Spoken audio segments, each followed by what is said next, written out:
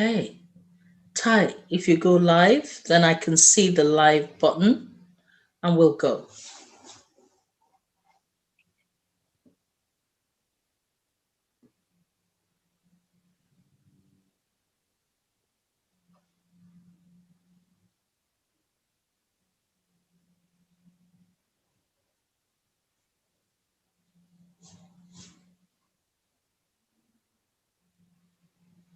Okay.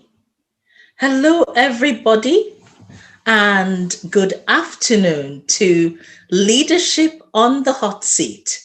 And welcome, welcome, welcome to this month's guest, our special leader on our hot seat. I'm excited to introduce you to the fantastic Professor Jonathan Michie, who is all the way joining us all the way from Oxford University today. We are so excited, absolutely thrilled to have him here with us on the hot seat. So let me tell you all about Professor Jonathan Michie. So he is very soon going to be taking up his brand new role as Pro Vice Chancellor at Oxford University.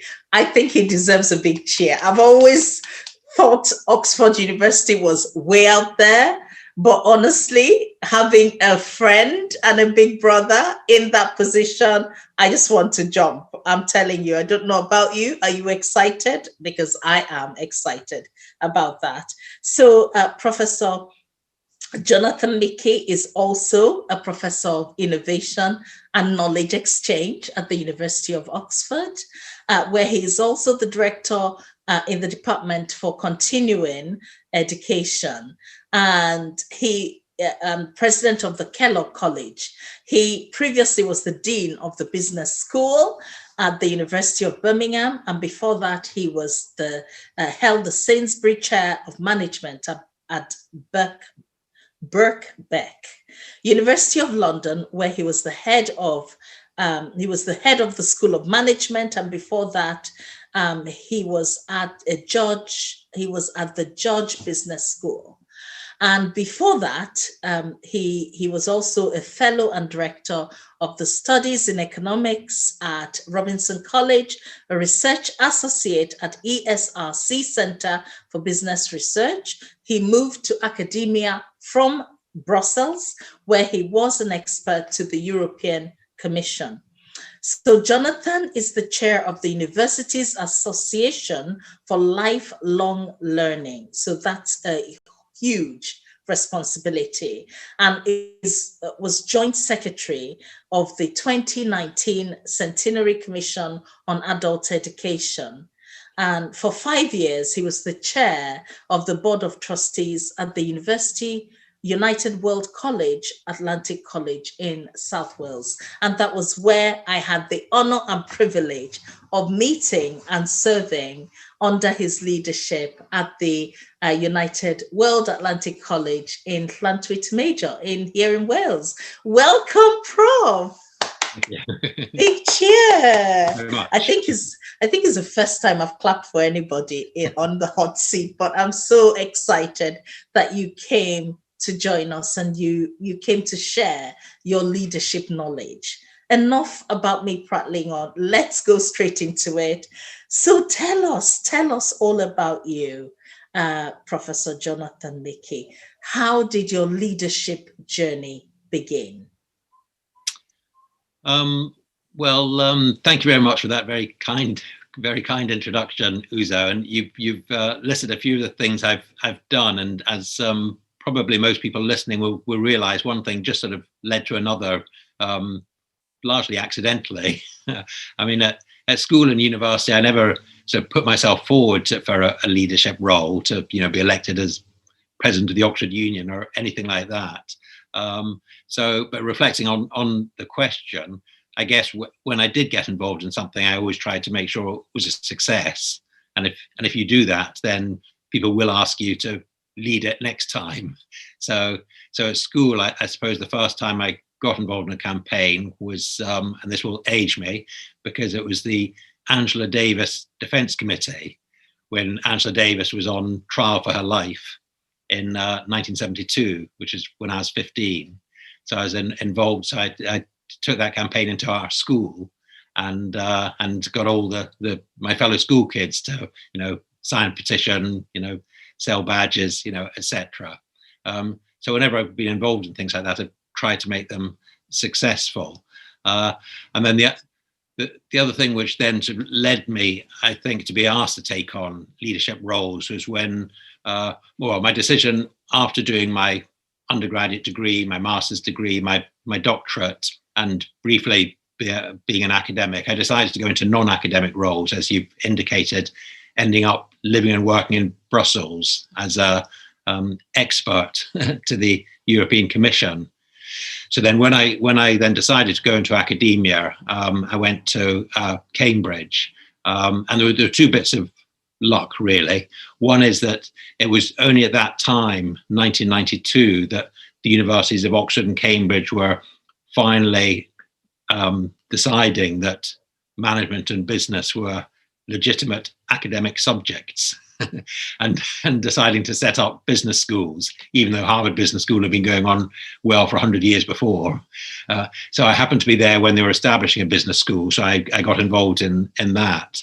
And then because of my role in Brussels, etc., I think I got asked to take on a lot of the leadership roles in the Judge Business School. I was head of the Economics, Finance and Accounting group, director of research for the whole business school and so on. So yeah, largely through that sort of luck. And then, as you say, I moved on to Birkbeck College, which is the closest to Kelloggs College really in Britain, in the sense that Birkbeck was established to spread the blessings of knowledge to the working people of London. It offers its programs on a part-time basis, so as not to exclude those who have to work or have caring responsibilities.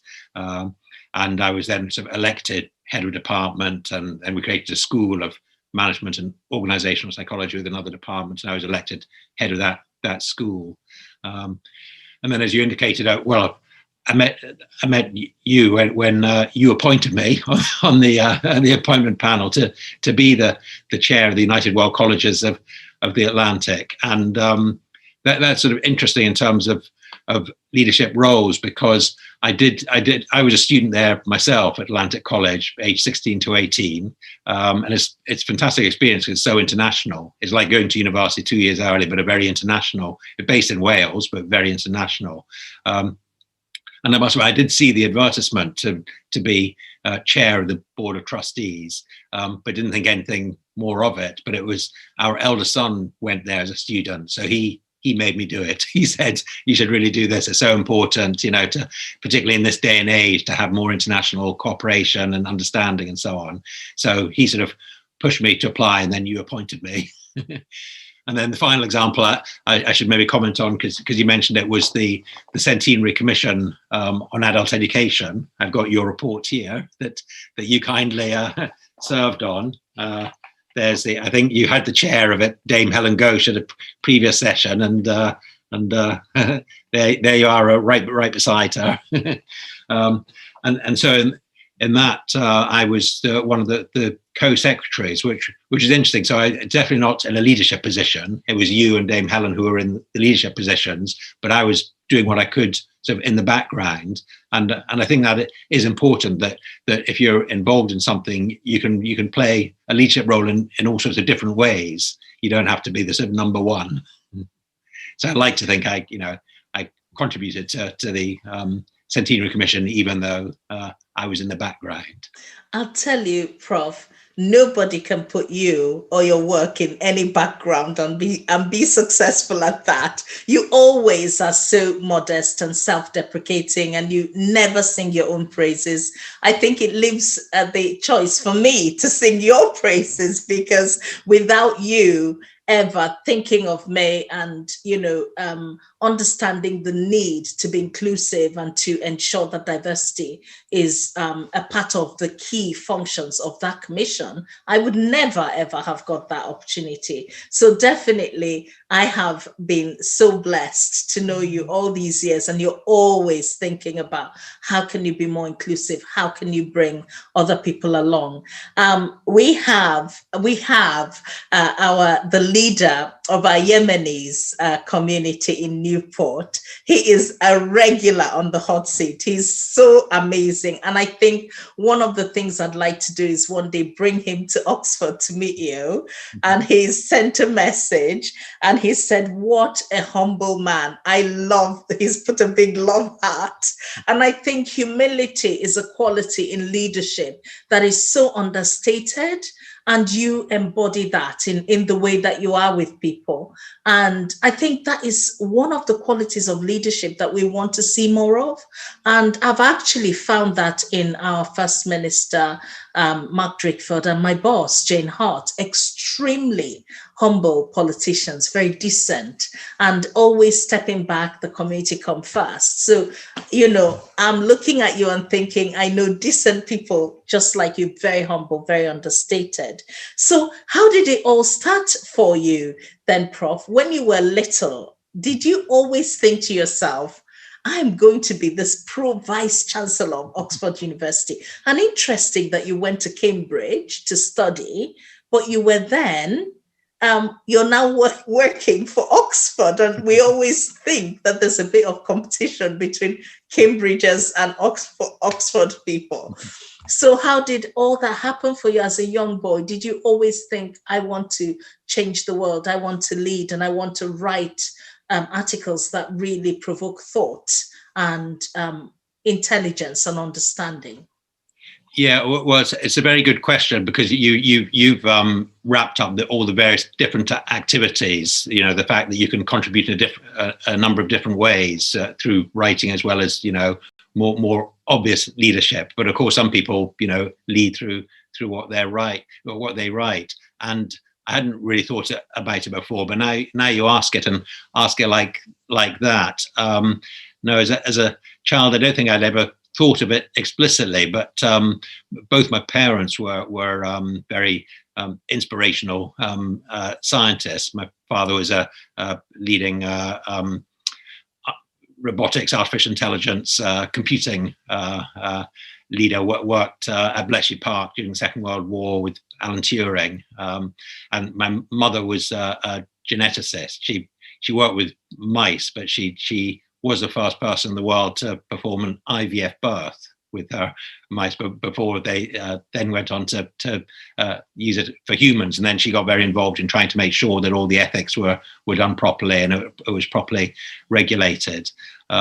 So I think sort of perhaps, I was aware that one can contribute to the world in all these different ways. Now, as it happens, both of them were heads of their departments, but only because that had sort of happened naturally, because they were, successful scientists. And certainly on your previous point, yeah, but my mother was very sort of humble. It's funny, she got appointed to be Foreign Secretary and then Vice President of the Royal Society. And she was actually the first woman ever to be appointed in their 300-year history. They never had a woman officer before. And on your point about humble, previously she'd been asked if she would accept the award of a Dame to be made Dame Anne McLaren, and she said, "Well, thank you very much, but no, thank you." She wasn't really interested in that. She's just a scientist.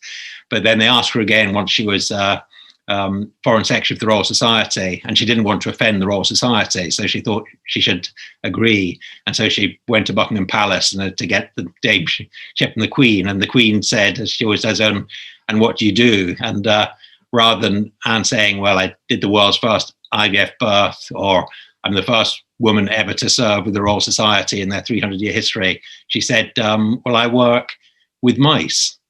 And the Queen said, "Oh, how interesting." So I think I got that impression, that lesson early on, that you can contribute in a range of ways. You don't have to push yourself forward to be a leader. You'll be asked to play leadership roles, if you're successful. Absolutely. That is so Wonderful. And we cannot overstate the impact of, parents as mentors, the very first influencers in our lives. And what a great woman. I am so impressed. And, I see that you are very much like that. You don't really like talking about all the things that you do. I think we sell you more than you ever sell yourself. But in terms of leadership, then, important points for us is to pass on what you've learned to the next generation. And everybody, all of you as leaders who've come on this platform, have given their time free of charge, without pay, just to support learning and leadership. And you've done exceptional work on adult education and adult learning.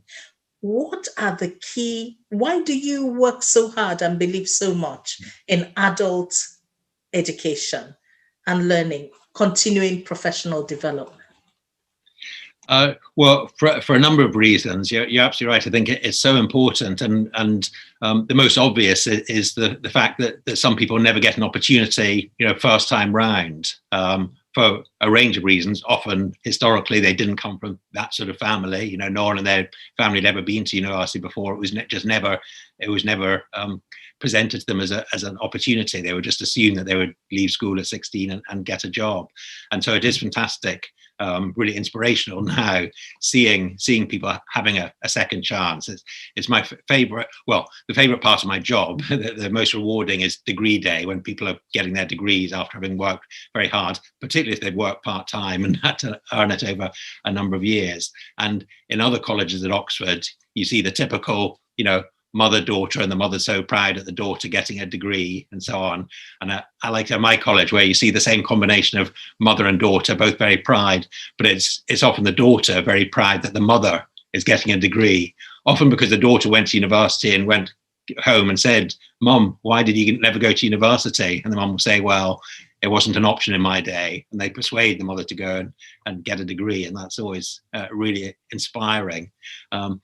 But also, I think you're a very good example of this. It's just so important for community cohesion, for a civil and democratic society, that everyone has access to education the whole time, so they can learn new things, have educated dialogue with each other, and so forth. Well, all the increasingly important, perhaps, with the sort of fractious nature of debate sometimes over the social media and so on. So I think for the good of individuals as well as society, I think lifelong learning, adult education is hugely important and beneficial.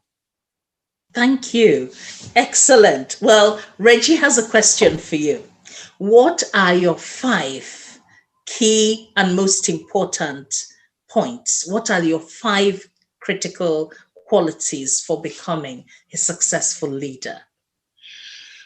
Well, as I say, the key thing, I think, is to be passionate about achieving successful results, whether it's through the Commission on Adult Education that you served on, or the United World Colleges of the Atlantic that you and I worked together on the trustees. To be really passionate in the cause. Don't accept a leadership role just because you want to be a leader and it's the only role going.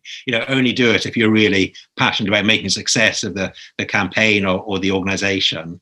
So that's the most important, the first thing I'd say. But then secondly, I think to do it successfully at leadership level, or certainly to be the leader, you have to combine 2 things, which is quite difficult to be able to do both continually. One is the big picture strategic vision thing, to really inspire, motivate people, but at the same time having a attention to detail, making sure that nothing's missed, that mistakes aren't made, and so on.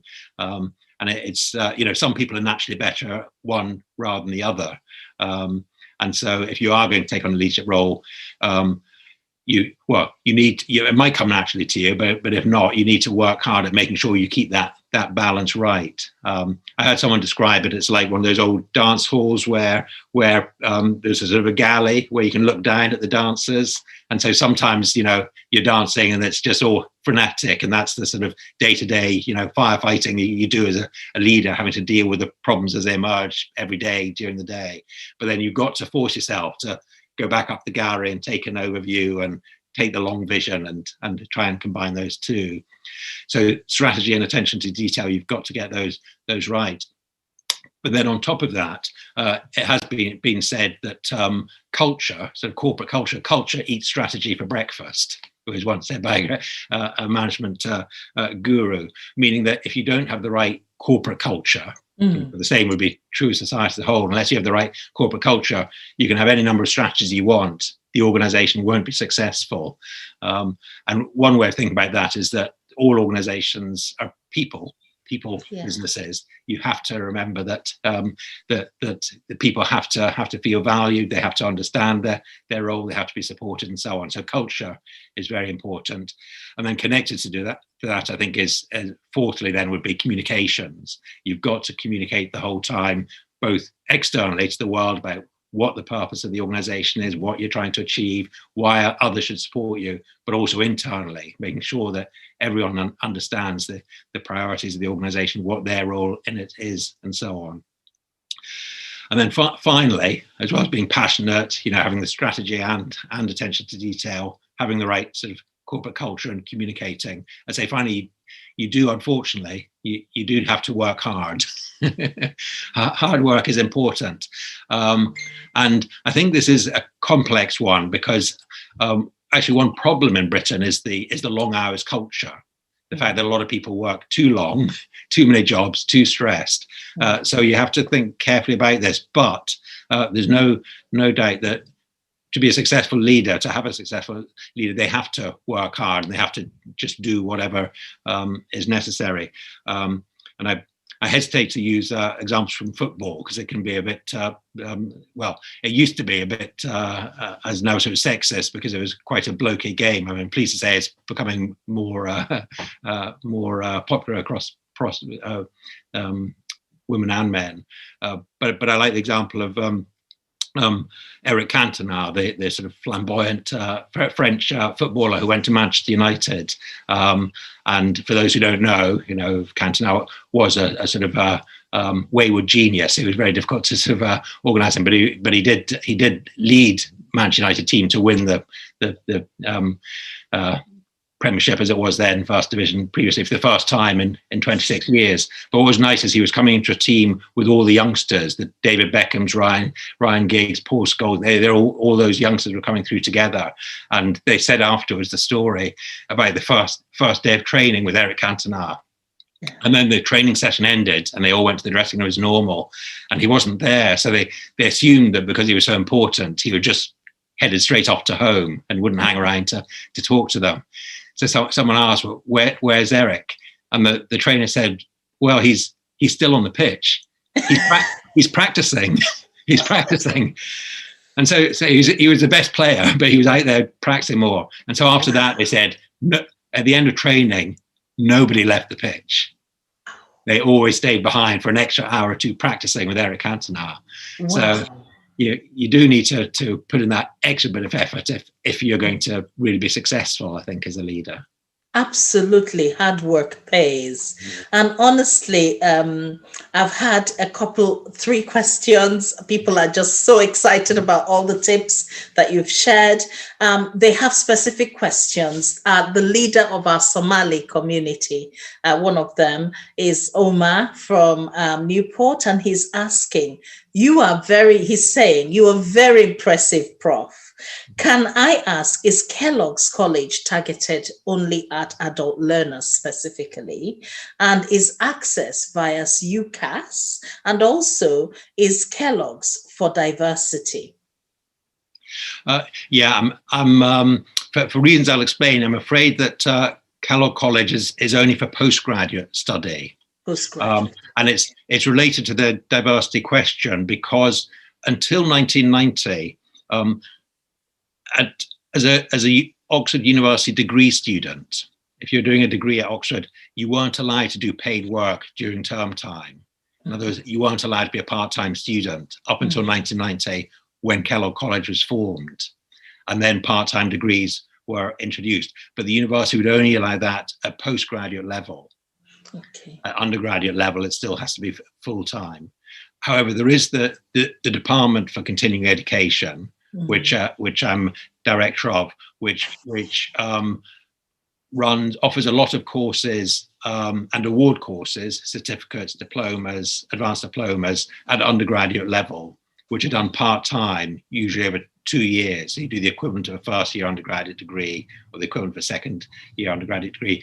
And then a lot of our students then, Department for Continuing Education students, go on to do complete degrees elsewhere, undergraduate degrees, although, funnily enough, some of them stay on at Oxford to do postgraduate degrees, and most of them go to Kelloggs College because that's the college which really supports adult learners. But then the first degree that they can be awarded from Oxford is a postgraduate degree, which is slightly odd.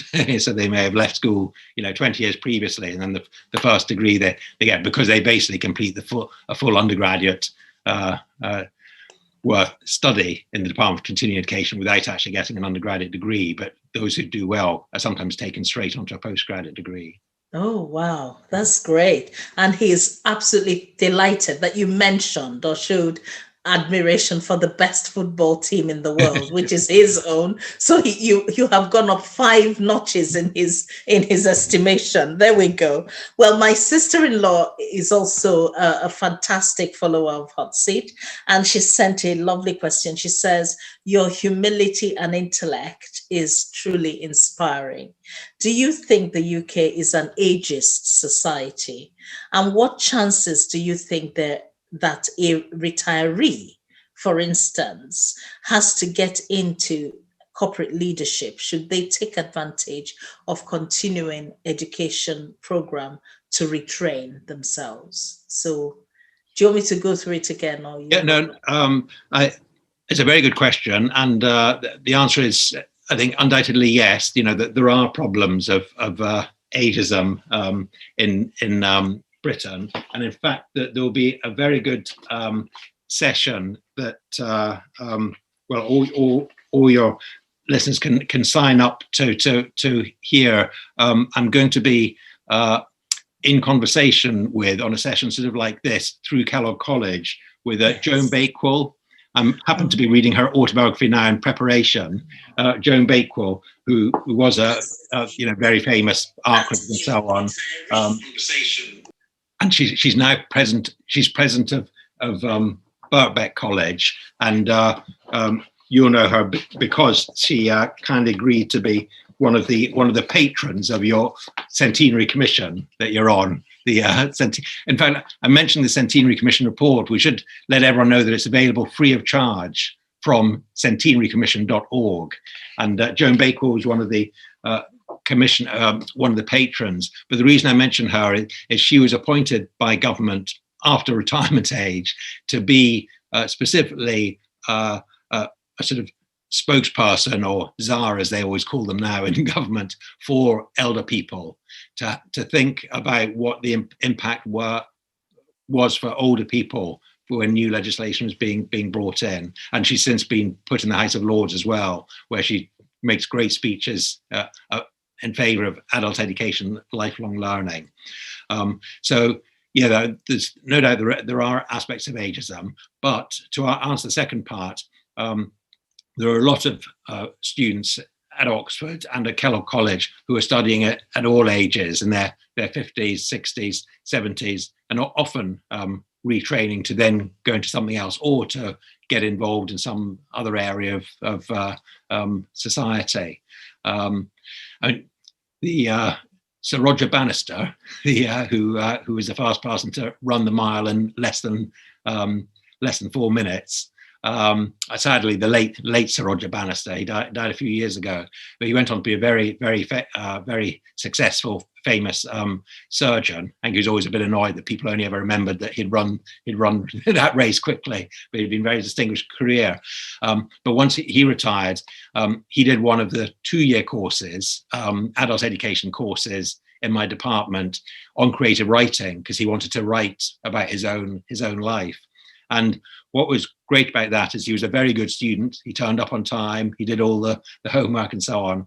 And then we have a big celebration in the Sheldonian Theatre where the Vice-Chancellor gives the awards out. Now, he was already Sir, and he'd had more awards than you could possibly fit on a mantelpiece. But what was nice is he still turned up at the ceremony and took part with everyone else. I think out of social solidarity. And then there was a university event a few days later, and he obviously spotted me from across the room, and he came across to me especially to tell me how much he'd enjoyed the course, how good it was, and how much he'd enjoyed the ceremony. In fact, when he died a few years ago, I did publish a letter in the Guardian newspaper reporting all that and just saying, why can't everybody be like that? That's such a heartwarming story. Honestly, truly heartwarming. I must have really made his family happy to read that letter.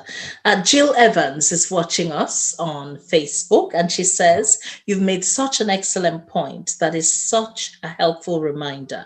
You don't always have to have the lead role to be a leader. So really great point there. And just to remind all our viewers that the 5 top tips from Prof is they are: you have to be passionate. You have to consider the big picture. Pay attention to the detail. Ensure that you've got the right corporate culture. Look after your people. Communicate. And work hard. Nothing good comes with laziness. So please do remember those 5 top tips. So we've got another question for you, and that's from our brother Reggie, who says, what has been the most challenging thing in your successful career? What has been also the highlight of your career? So don't say mice. I work with mice. Tell us actually something that's made you really, really proud or happy. So firstly, challenging, and then secondly, highlight. Thank you. Yes. The difficulty with the challenging thing is most of the challenging things are highly confidential, as you remember from when we were both on the board of the United World Colleges together.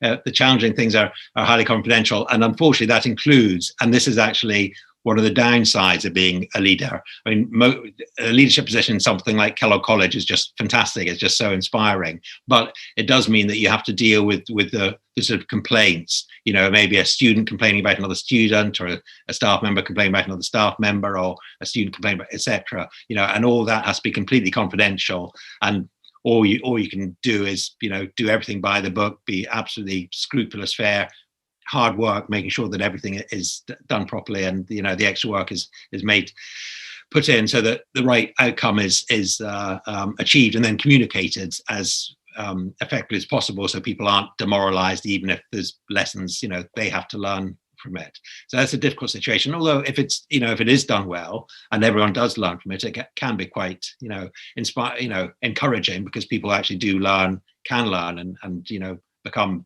better individuals, and certainly possibly leaders, or certainly members of a collective. In terms of inspiring, actually, it's the same story as I would say to Jill in answer to her point about not necessarily needing to be the number one, because I am very fortunate in my role, because I get to meet a lot of fantastic people like you, and two of the most inspiring people I've met are Nelson Mandela and Archbishop Desmond Tutu. Now, unfortunately, by the time I became president of Kelloggs College, Nelson Mandela was already too old to travel. He'd already said he wouldn't travel.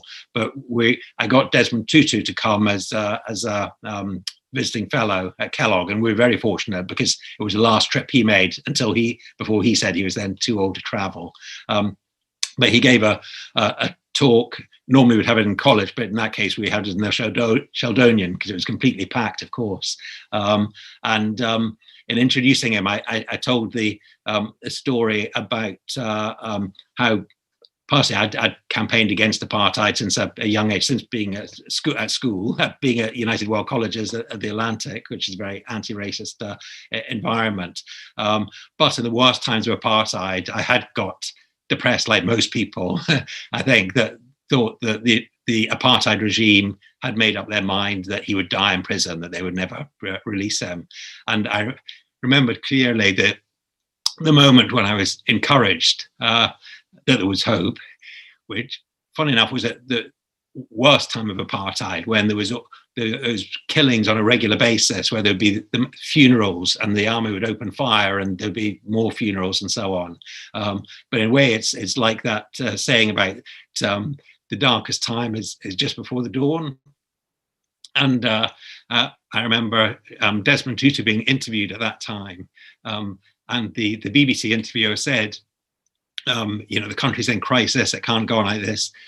Would you be prepared to be leader, to be president of the country in a post-apartheid environment? And I, probably like everyone around the world, was expecting and hoping him to say yes, he would take that, face that challenge, he would take that role, that responsibility.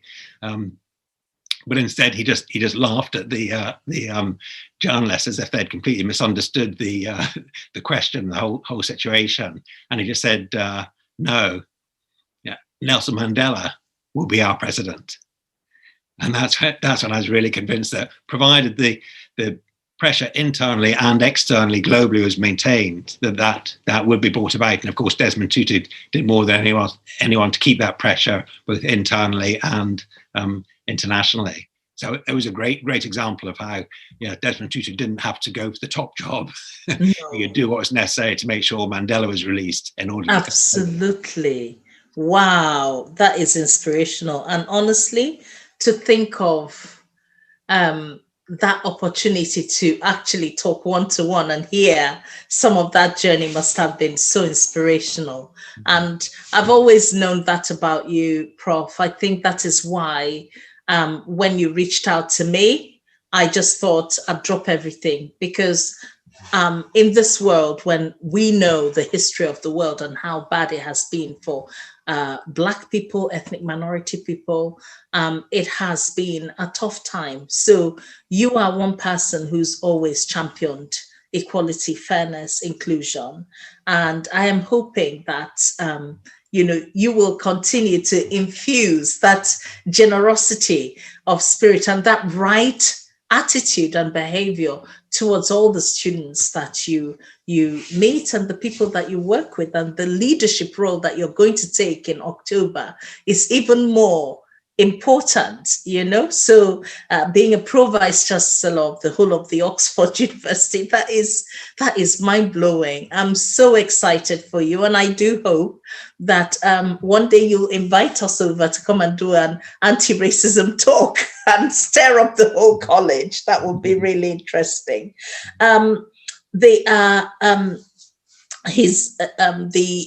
Oma is talking about a program that he's involved in, with UK Somaliland education, which is a new venture.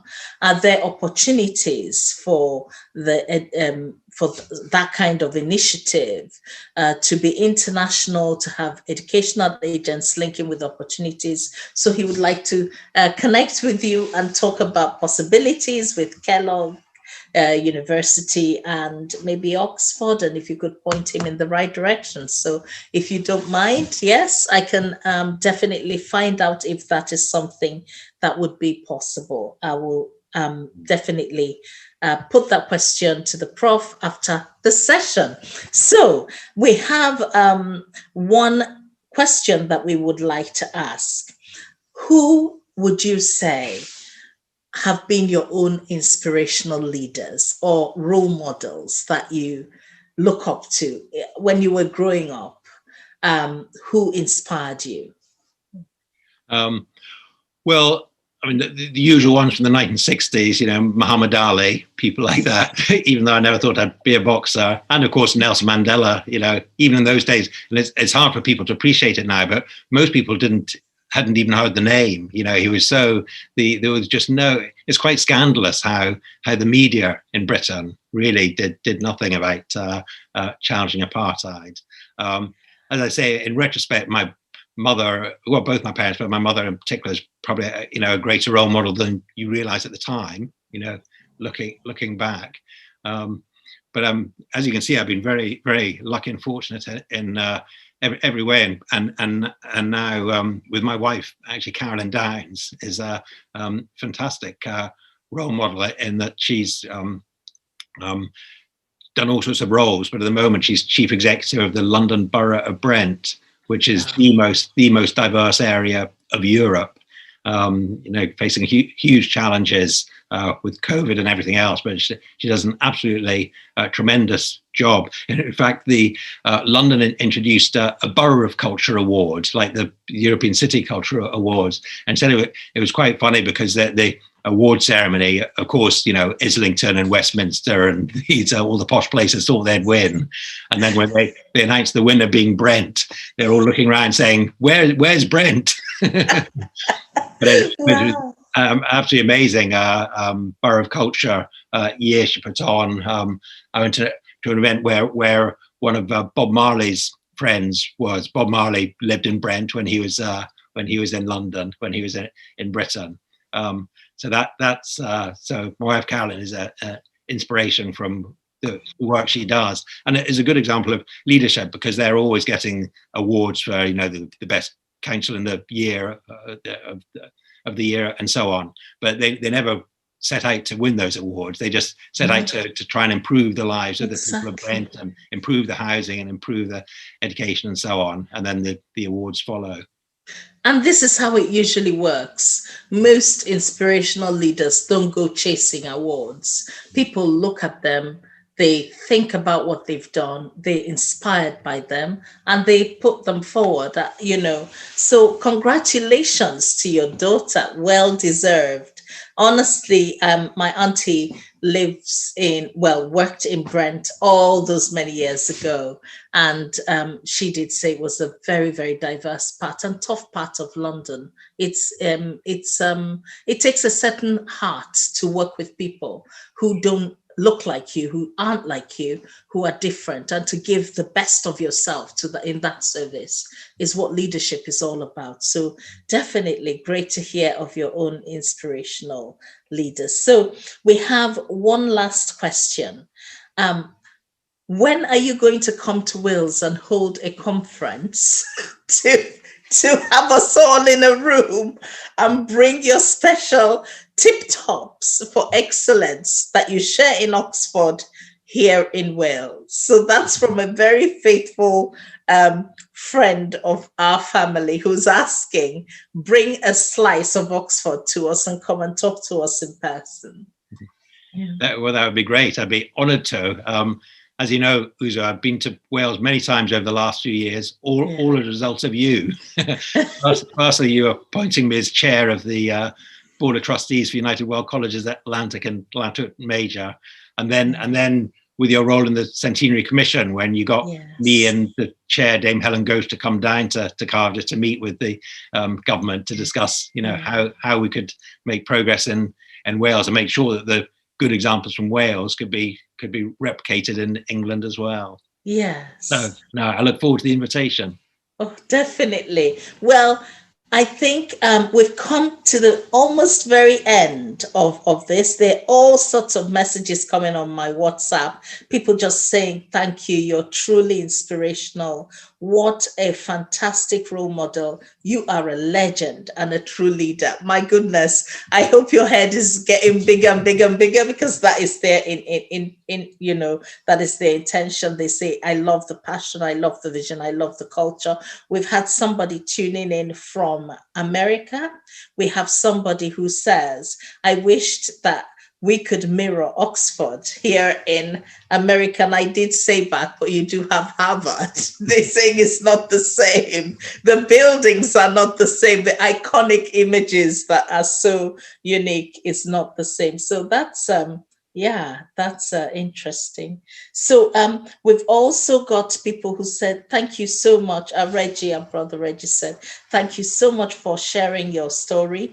You are a genuine and inspirational person and a leader that we look up to, we want to follow. So I've promised Reggie that when the times are fine and COVID has left us all alone, we can organize a trip with some of the young people from his Yemenese society and come up to Oxford for a day and just look around your college and hear a bit more about what you do, because I think in that way you inspire ethnic minority young people, Yemenis young people, Somali young people, African young people.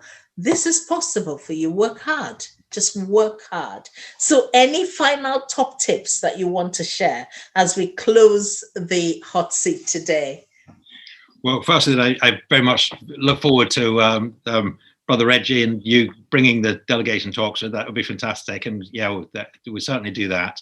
Yeah, in terms of advice to people, I think I would just, reiterate that the important thing is just to focus on doing a good job, get good results from any campaign or organization you're in, and then you will be asked to take on leadership roles, and then you need to take advice about whether it's the right one for you, and if you do take it on, then how to do it successfully. I listened to a interesting interview between the Chancellor of the University of Oxford, Lord Patton, and one of Oxford's alumni called Michael Moritz, who was actually a Welsh schoolboy who's now in California, having made several billion dollars, and he's been very generous in giving money back to Oxford to support scholarships and so on. And he was asked, what determined good leadership? What's the secret? And he said luck. Which I think is a good point. I mean, he really knows that there's a bit more to it than that. But often, you look back and you were in the right time in the right place. If you hadn't been on the appointment panel for UWC, I might not have been appointed to be chair of the board, etc. Sometimes you're lucky, but there's a couple of caveats, which is firstly, we will make our own luck. It's I once heard someone say to that they'd literally won a raffle, and someone said, "Oh, you're so lucky." And the person who won the raffle said to his friend, "Well, did you buy a ticket?" And their friend said, "No." Well, if you don't buy a ticket, you're not going to win. So firstly, you make your own luck through what you do in life. But also when you are lucky and you are in the right place at the right time, you've got to then take advantage of it. Strike while the iron's hot. So yeah, I'd say that luck's important, but you got to make your own luck and then take advantage of it when you're presented with the opportunities. Absolutely. Do I feel as well that for me, as a Christian, I think it was a God incidence that your name popped up on that advert that we sent out all those many years on the Atlantic College board, and just interacting with you at the interview level, and just how humble you were about so many good things that you'd achieved inspired me. And without you being in that position and me working under your leadership, I don't think we would have connected on my work then for you to support me being invited into the commission. So everything is connected. And people, that is my session about be absolutely the best that you can be in everything you do, because you just don't know who could open doors for you. Well, I can hand on my heart say, Prof, you have opened many doors for me, and I thank you so much for your friendship, for your leadership, for the humility that you've taught so many of us listening today.